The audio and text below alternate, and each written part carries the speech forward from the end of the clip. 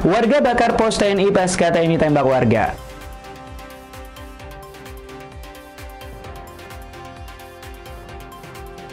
Dua korban pembantaian KKB berhasil dievakuasi.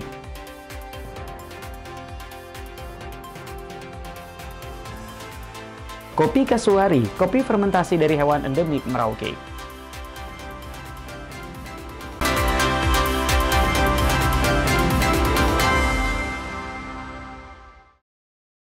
Selamat pagi saudara, apa kabar Anda hari ini? Selain ketiga informasi tadi, sejumlah informasi dan berita menarik lainnya akan kami hadirkan untuk mengisi rangkaian berita Kompas Merauke hari ini. Selama 30 menit ke depan, bersama saya Frankie Wohel, inilah Kompas TV independen terpercaya.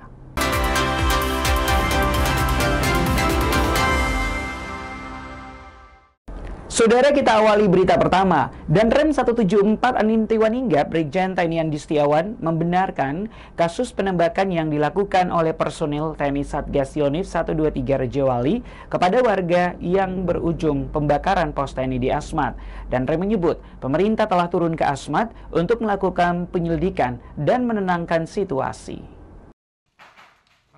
Peristiwa pembakaran pos TNI pada Sabtu pagi kemarin dampak dari meninggalnya salah satu warga Asmat akibat ditembak oleh personil TNI dari Yonif 123 Rajawali di distrik Agats Asmat dibenarkan oleh Danrem 174 Aninti Waninggap Brigjen TNI Andi Setiawan. Menurut Danrem 174, peristiwa tersebut berawal ketika personil TNI berupaya mengamankan warga yang mabuk, namun malah menyerang petugas dengan senjata tajam. Personil TNI telah memberikan tembakan peringatan, namun situasi tak terkendali hingga petugas melepaskan tembakan ke warga dan mengakibatkan satu warga meninggal dunia. Danrem menyebut pemerintah provinsi, kabupaten, dan tokoh adat sudah melakukan upaya damai dan menyelidiki penyebab pasti insiden tersebut. Danrem juga memastikan situasi terakhir yang ia terima, Asmat berada dalam kondisi aman dan kondusif. Dan kemarin sudah kita coba bersama-sama dengan juga Bapak Gubernur, kita dengan Bapak Bupati Asmat, Bapak Bupati Asmat, dan oleh para tokoh adat yang ada di Agat, Bapak Feli, Bapak David, kepala distrik yang Agat, itu bersama-sama dengan personel kami yang ada di Agat, mencoba untuk menenangkan massa. Alhamdulillah tadi malam kita pantau sejauh ini sudah berangsur membaik kegiatan di distrik Agat Kabupaten Asmat ini. Danrem juga menyebut tidak ada kaitan peristiwa pembakaran pos TNI dengan aksi KKB yang terjadi beberapa hari lalu. Tim Liputan Kompas TV Merauke, Papua Selatan. Saudara, Danrem 174 Aninti Waninggap menyebut aktivitas warga pasca pembakaran pos TNI berangsur pulih. Brigjen TNI Andi Setiawan menyebut pemerintah provinsi, TNI Polri, dan pemerintah Asmat dan para tokoh sudah turun tangan untuk menenangkan situasi. Danrem 174 Aninti Waninggap Brigjen TNI Andi Setiawan menyebut aksi warga pasca pembakaran pos TNI berangsur pulih. Danrem menyebut pemerintah provinsi, kabupaten, dan tokoh adat sudah melakukan upaya damai dan menyelidiki penyebab pasti insiden tersebut. Danrem juga memastikan situasi terakhir yang ia terima, Asmat berada dalam kondisi aman dan kondusif. Danrem juga menyebut tidak ada kaitan peristiwa pembakaran pos TNI dengan aksi KKB yang terjadi beberapa hari lalu. Dan kemarin sudah kita coba bersama-sama dengan juga Bapak Gubernur, kita dengan Bapak Bupati Asmat, Bapak Bupati Asmat, dan oleh para tokoh adat yang ada di Agat, Bapak Feli, Bapak David, kepala distrik yang Agat, itu bersama-sama dengan personel kami yang ada di Agat, mencoba untuk menenangkan massa. Alhamdulillah tadi malam kita pantau sejauh ini sudah berangsur membaik kegiatan di distrik Agat Kabupaten Asmat ini. Sebelumnya aksi pembakaran pos ini yang diduga dipicu oleh tewasnya salah satu warga akibat terkena tembakan. Tim Liputan Kompas TV Merauke, Papua Selatan. Sorotan lainnya, saudara, seorang narapidana dari Lembaga Pemasyarakatan kelas 2B Merauke berhasil kabur dari pengawasan tim kesehatan lapas saat menjalani pengobatan di RSUD Kabupaten Merauke. Pihak lapas Merauke saat ini telah berkoordinasi dengan Polres Merauke untuk melakukan pencarian dan melacak keberadaan narapidana tersebut. Seorang narapidana dari Lembaga Pemasyarakatan kelas 2B Merauke berhasil kabur dari pengawasan tim kesehatan lapas saat menjalani pengobatan di RSUD Kabupaten Merauke pada Selasa 23 September lalu sekitar pukul 9 waktu Indonesia Timur. Narapidana bernama Eduardus Supusepa atau Nus merupakan narapidana kasus kepemilikan senjata ilegal dengan hukuman 8 bulan penjara dan sisa masa tahanan hanya tinggal 2 bulan lagi. Dewanto, Kepala Lapas kelas 2B Merauke mengatakan saat kejadian ada 4 orang warga binaan dan salah satunya Eduardus melakukan pengobatan di RSUD Kabupaten Merauke yang dibawa oleh tim kesehatan lapas. Namun hanya 3 orang yang kembali ke dalam lapas. Diduga hal ini terjadi karena kelalaian oleh petugas dalam mengawasi terpidana sehingga dapat melarikan diri. Pihak Lapas Merauke saat ini telah berkoordinasi dengan Polres Merauke untuk melakukan pencarian dan melacak keberadaan narapidana tersebut. Pada tanggal 23 September hari Selasa jam 9 itu telah dikeluarkan 4 orang warga binaan. Salah satunya itu Eduardus Supusepa. Kemudian pengobatannya di RSUD Kabupaten Merauke yang membawa itu tim kesehatan dan perawatan. 3 orangnya sudah dibawa lagi ke lapas, kemudian 1 orang itu tidak kembali. Nah ini kemungkinan yang awalnya yang lalai ya, tidak waspada. Kami juga sudah melakukan koordinasi dengan pihak Polres untuk mencari informasi di mana keberadaan yang pelarian tersebut. Kathleen Romera, Kompas TV Merauke, Papua Selatan. 2 korban pembantaian KKB berhasil dievakuasi. Selengkapnya usai jeda berikut ini.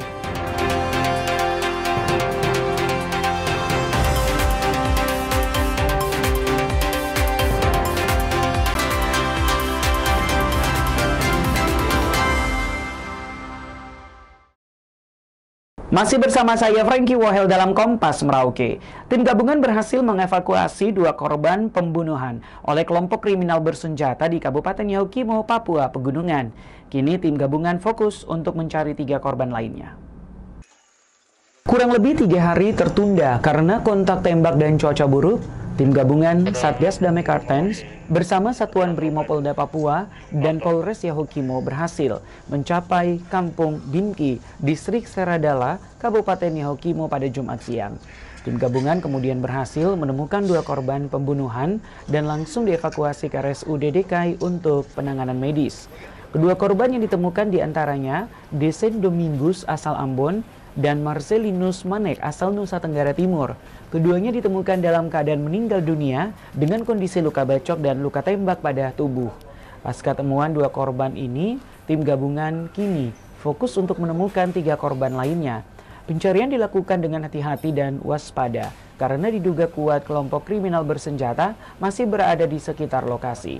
Tim gabungan Satgas Ops Damai Kartens 2025 bersama Polres Yahukimo dan TNI telah berhasil mengevakuasi 2 dari 5 korban masyarakat penambang yang menjadi korban aksi pembunuhan oleh KKB yang menamakan dirinya Kodap 16 Yahukimo.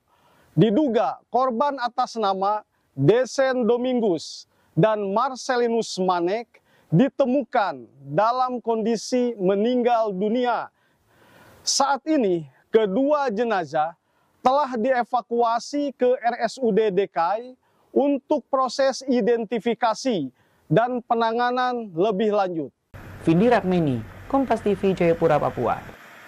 Saudara, kurang lebih 5 hari hilang jasad Indra Guruwardana yang menjadi korban penembakan kelompok kriminal bersenjata di Kampung Ulakin, Distrik Love Braza, Kabupaten Asmat, Papua Selatan akhirnya ditemukan. Korban ditemukan dengan kondisi tubuh terikat di bagian kaki dan dada. Upaya pencarian terhadap jasad Indra Guru Wardana yang menjadi korban penembakan kelompok kriminal bersenjata di Kampung Ulakin, Kabupaten Asmat, Papua Selatan membuahkan hasil. Jenazah Indra berhasil ditemukan oleh tim gabungan pada Jumat pagi. Kondisi tubuh terikat di bagian kaki dan dada dan langsung dievakuasi ke Puskesmas Swator untuk penanganan medis. Kabid Humas Polda Papua, Kombes Pol Cahyo Sukarnito, menjelaskan korban diserang oleh kelompok kriminal bersenjata pimpinan Elkius Kobak pada Minggu siang. Selain menembak korban hingga tewas, kelompok kriminal bersenjata juga membakar rumah korban hingga rata dengan tanah. Pasca penembakan, aparat gabungan TNI Polri telah melakukan olah TKP di rumah korban, namun jasad Indra tidak ditemukan di lokasi kejadian. Tim gabungan kemudian memperluas upaya pencarian dengan menyisir sungai di sekitar tempat tinggal korban. Dalam penyisiran tersebut, polisi akhirnya menemukan jenazah korban mengambang di dekat pohon. Tubuh korban diikat menggunakan mesin perahu di bagian perut dan dada. Diduga korban sengaja diikat oleh para pelaku untuk mempersulit pencarian yang dilakukan oleh warga dan aparat kepolisian. Pada hari Minggu tanggal 20 September 2025 telah terjadi penyerangan oleh kelompok kriminal bersenjata di Kampung Ulakin, Distrik Kolobrasa, Kabupaten Asmat, yang menyebabkan saat itu salah satu warga atas nama Indra Guru Wardana hilang. Dan setelah melakukan pencarian sekira-kira kurang lebih 1 jam, korban ditemukan dalam keadaan meninggal dunia dan terlilit tali yang diduga sengaja diikatkan oleh para pelaku supaya korban tidak ditemukan oleh warga maupun oleh aparat keamanan yang ada. Pasca penembakan ini, seluruh tenaga guru dan tenaga kesehatan yang bertugas di Kampung Ulakin, Distrik Kolobrasa langsung dievakuasi untuk mencegah serangan susulan dari kelompok kriminal bersenjata. Vindi Rakmini, Kompas TV, Jayapura, Papua. Saudara, sempat terlibat kontak tembak dengan kelompok kriminal bersenjata. Tim gabungan TNI Polri berhasil selamatkan 4 orang penambang yang terjebak di lokasi tambang di Distrik Seradala, Kabupaten Yahukimo. Tim gabungan TNI Polri kembali terlibat kontak tembak dengan kelompok kriminal bersenjata di Distrik Seradala, Kabupaten Yahukimo, Papua Pegunungan pada Sabtu siang. Kontak tembak terjadi saat tim gabungan TNI Polri berupaya mengevakuasi 4 penambang yang selamat dari aksi pembunuhan oleh KKB di Distrik Seradala pada Senin lalu. Sempat terlibat kontak tembak selama 1 jam, tim gabungan berhasil memukul mundur kelompok kriminal bersenjata dan mengevakuasi 4 warga sipil dalam keadaan selamat. Keempat warga yang berhasil diselamatkan adalah Bakri Laode asal Bau-Bau, Febri Basir asal Donggala, Tarik Baruba Taslim asal Sanger, dan Berti Oliver Dias asal Ambon. Mereka merupakan pekerja tambang yang terjebak di area pendulangan di wilayah Distrik Seradala. Setelah berhasil dievakuasi, tim gabungan bersama korban selamat bergeser menuju Polres Yahukimo untuk konsolidasi dan pemeriksaan kesehatan terhadap keempat warga. Dalam proses evakuasi, tim sempat terlibat kontak tembak dengan KKB, namun demikian keempat korban berhasil diselamatkan dan dievakuasi dalam keadaan selamat dan menuju Polres Yahukimo untuk konsolidasi serta pemeriksaan kesehatan. Saat ini tim gabungan TNI Polri masih berada di lokasi untuk mencari 3 korban lainnya yang dilaporkan meninggal akibat serangan kelompok kriminal bersenjata pada Senin lalu. Vindi Rakmini, Kompas TV, Jayapura, Papua. Kita menuju ke Maluku, saudara. Ratusan tenaga honorer dari sejumlah sekolah swasta madrasah di Kabupaten Seram bagian Barat Maluku menggelar aksi demonstrasi. Mereka menuntut keadilan dalam kebijakan pengangkatan P3K paruh waktu yang dinilai timpang dan tidak berpihak pada guru dan tenaga administrasi sekolah swasta. Ratusan tenaga honorer dari berbagai sekolah swasta madrasah di Kabupaten Seram bagian Barat turun ke jalan Kamis kemarin. Mereka menggelar aksi demonstrasi di depan kantor Kementerian Agama Kabupaten Seram bagian Barat. Aksi ini merupakan bentuk protes ketimpangan kebijakan pengangkatan pegawai pemerintah P3K paruh waktu yang dinilai tidak adil dan cenderung mengabaikan nasib guru serta tenaga administrasi di sekolah swasta. Harapan kami dari aksi ini adalah untuk mendapatkan kejelasan status bagi kami dari guru honorer menjadi P3K ataupun diusulkan menjadi ASN, baik itu diusulkan secara langsung maupun kami mendapat kuota ikut seleksi P3K maupun ASN bagi guru honorer swasta di Kabupaten Seram bagian Barat.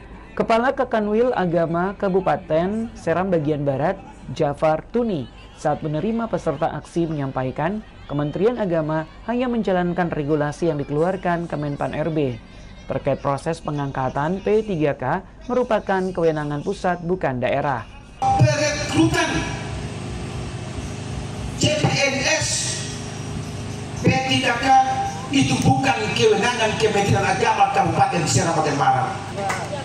Kementerian Agama itu sebatas melaksanakan regulasi yang dikeluarkan oleh Menteri Penertiban dan Aparatur Negara Republik Indonesia. Tak hanya di depan kantor Kemenak, aksi ini juga dilanjutkan di depan kantor DPRD Seram bagian Barat. Mereka mendesak DPRD agar memperjuangkan nasib mereka. Mereka berharap ada kuota khusus bagi guru madrasah swasta dalam seleksi CPNS maupun P3K paruh waktu. Yahya Lating, Kompas TV, Seram Barat, Maluku.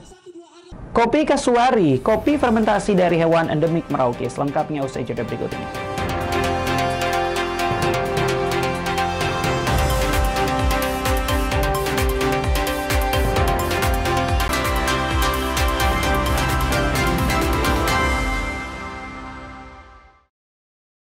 Masih bersama saya Frankie Wohel dalam Kompas Merauke. Saudara, jika biasanya kopi fermentasi berasal dari luwak, berbeda halnya dengan kopi fermentasi di Merauke. Kopi endemik hasil fermentasi alami biji kopi yang dicerna oleh burung kasuari menjadi sebuah inovasi kopi lahir dari jantung Taman Satwa di Merauke. Di ujung timur Indonesia, tepatnya di Merauke, sebuah inovasi kopi hadir sebagai ikon baru oleh-oleh khas daerah. Kopi Kasuari namanya, kopi endemik yang lahir dari proses unik dan alami, langsung dari Taman Satwa yang menjadi rumah bagi burung kasuari. Inovasi kopi ini diprakarsai oleh seorang pecinta kopi, Aditya Pratama, bersama pemilik burung kasuari Fredericus Gepse.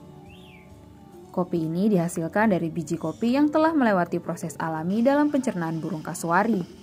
Aditya meneliti dan melakukan observasi kurang lebih selama 3 bulan, serta memberi pakan buah kopi dari daerah Jagebob dan Muting yang merupakan penghasil kopi utama di Merauke. Hal ini diklaim sebagai sebuah inovasi pertama di dunia yang kini resmi diluncurkan langsung di Taman Satwa Yamai Ati, tempat kopi kasuari difermentasi oleh burung kasuari. Berbeda dengan kopi luwak, kopi kasuari menggunakan unggas pemakan buah-buahan yang menghasilkan cita rasa kopi khas dengan aroma yang sangat istimewa. Aditya menyebut proses produksi kopi kasuari cukup ketat, dimulai dari pengumpulan kotoran, pembersihan, sterilisasi, hingga penjemuran selama berminggu-minggu sebelum disangrai. Karena pertama, kasuari merupakan hewan endemik yang ada di Merauke. Lalu juga kopi yang digunakan untuk kopi fermentasi ini khas dari Merauke, yaitu dari daerah Jagebob dan juga Muting. Jadi saya dengan Pak Freddy sepakat untuk mengembangkan ini selama kurang lebih 3 bulan untuk meneliti mulai dari fermentasi hasil kopinya sampai ke perilaku kasuarinya setelah diberi makan kopi. Hasilnya kotoran kasuari berbentuk biji kopi itu kami bersihkan, lalu kami sterilisasi, kami jemur hingga beberapa minggu, hingga hasilnya kami sangrai dan kami sebut sebagai kopi kasuari khas dari Merauke. Karena produksi yang sangat terbatas demi menjaga kelestarian burung kasuari, kopi ini diharapkan menjadi wajah baru oleh-oleh khas dari ujung timur mengangkat nama Merauke ke panggung kopi dunia. Kathleen Romera, Kompas TV Merauke, Papua Selatan. Dari dunia olahraga, saudara, upacara pengukuhan pengurus Provinsi Federal Aerosport Indonesia atau FASI Papua Selatan digelar pada Jumat pagi. FASI diharapkan mampu untuk merekrut, membina, serta membimbing atlet-atlet agar mampu meraih prestasi serta menjadi wadah generasi muda untuk menyalurkan keterampilan di bidang olahraga Dirgantara. Upacara pengukuhan pengurus Provinsi Federal Aerosport Indonesia atau FASI Papua Selatan digelar pada Jumat pagi. Dalam acara ini, Ketua Umum Komite Olahraga Nasional Indonesia Papua Selatan resmi melantik Kolonel Penerbang Beni Aprianto sebagai Ketua Umum Pengprov FASI Papua Selatan. Dalam sambutannya, Ketua Umum KONI Papua Selatan Antonius Kasimirus Kaise menegaskan bahwa seluruh pengurus FASI diberikan sebuah tanggung jawab yang besar, mulai dari merekrut, membina, serta membimbing atlet-atlet agar mampu meraih prestasi. Antonius juga mengajak kerjasama dan membangun komunikasi yang baik kepada semua pihak, serta dapat bersama-sama mensosialisasikan FASI kepada masyarakat Papua Selatan yang menjadi salah satu cabang olahraga yang bisa melahirkan banyak prestasi. Bapak Ibu dikasih tanggung jawab untuk meraih prestasi, merekrut atlet, membina, membimbing, mengikuti kegiatan turnamen, dan meraih prestasi. Oleh karena itu, saya mengajak kita semua, mari kita kerjasama, kita bangun komunikasi dengan semua pihak, kita mensosialisasikan FASI ini kepada masyarakat. Semoga FASI ini bisa menjadi salah satu cabang olahraga yang meraih prestasi. Pihaknya juga berharap FASI dapat menjadi wadah generasi muda untuk menyalurkan keterampilan di bidang olahraga Dirgantara dan menargetkan pada Pekan Olahraga Nasional 2028 di NTT dan NTB, atlet Papua Selatan dari cabang olahraga aerosport mampu meraih juara. Kathleen Romera, Kompas TV Merauke, Papua Selatan. Dari dunia pendidikan, saudara, program sekolah semi militer di SMA Negeri 2 Merauke telah berjalan selama 4 tahun terakhir. Bekerja sama dengan TNI Polri, program ini bertujuan membentuk kedisiplinan, tanggung jawab, dan karakter siswa sejak dini. SMA Negeri 2 Merauke mengusung program sekolah semi militer yang telah berjalan mulai dari tahun 2021. Tahun ini pihak sekolah sudah melepas angkatan keempat. Program ini melibatkan seluruh unsur TNI mulai dari Angkatan Darat, Laut, Udara, dan Polri sebagai pendamping dalam pelaksanaan kegiatan. Kegiatan semi militer hanya dilakukan 1 kali dalam seminggu, yakni di hari Sabtu mulai dari jam 9 pagi sampai selesai dan berlokasi di sekolah. Namun dalam beberapa sesi, kegiatan dapat dilaksanakan di lokasi TNI Polri tergantung materi yang dibawakan. Pelaksana tugas Kepala Sekolah SMA Negeri 2 Merauke Syafi'i mengatakan pihak sekolah sudah bekerja sama hingga telah dibuat kurikulum dengan TNI Polri terkait pelaksanaan sekolah semi militer ini. Materi yang diajarkan pun beragam mulai dari kedisiplinan, Pancasila, bela negara, sampai adanya latihan fisik. Terus kemudian sudah dibuatkan semacam kurikulumnya lah gitu. Nah, yang disampaikan oleh bapak-bapak itu bisa materi, misalnya disiplin, misalnya Pancasila. Tapi mereka juga ada fisiknya. Sementara Kapten ADM Mukmin Prihadi Subekti, pendamping dari TNI Udara, menyebut dengan adanya semi militer, pihaknya berharap anak-anak yang mengikuti kelas semi militer ini memiliki jiwa nasionalisme dan sikap kedisiplinan yang bagus, berkarakter, dan bisa menjadi langkah pertama bagi yang berminat untuk masuk ke sekolah kedinasan atau mendaftar sebagai anggota TNI Polri. Anak-anak ini karakternya terutama karena mungkin anak-anak zaman sekarang kan zaman ya istilahnya digit untuk media-media yang istilahnya mungkin terlalu bebas. Nah, ini dengan adanya semi militer kita menanamkan jiwa nasionalisme, jiwa istilahnya tidak terpengaruh dengan medsos yang hoak-hoak atau berita-berita yang tidak benar, terus tidak terpengaruh dengan lingkungan mungkin seperti perkembangan zaman ini. Harus kita anak-anak ini jadi anak-anak yang terdidik dengan baik. Kathleen Romera, Kompas TV Merauke, Papua Selatan. Dan saudara, informasi tadi sekaligus menutup perjumpaan kita dalam Kompas Merauke edisi hari ini. Saya Franky Wahel, mewakili tim kerabat kerja yang bertugas, menyampaikan terima kasih atas perhatian Anda. Saksikan terus Kompas TV, independen terpercaya. Sampai jumpa.